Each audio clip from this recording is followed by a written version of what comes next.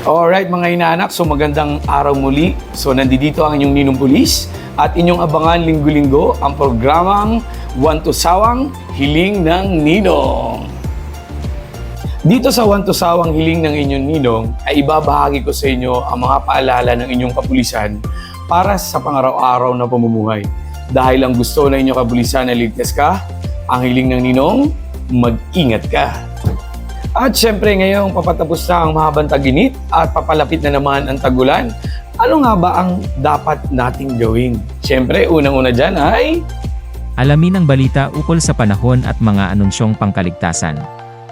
Manood ng balita sa TV, radyo at maging sa mga social media websites tungkol sa bagyong paparating. Alamin ang plano ng inyong komunidad o barangay sa pagbibigay babala o sa maaaring paglikas sa mga tahanan sakaling tumama ang bagyo sa inyong lugar.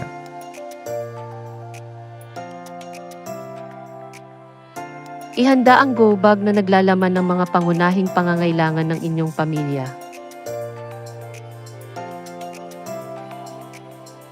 Protektahan ang mahahalagang gamit at dokumento at kumpunihin ang mga sirang bahagi ng inyong tahanan.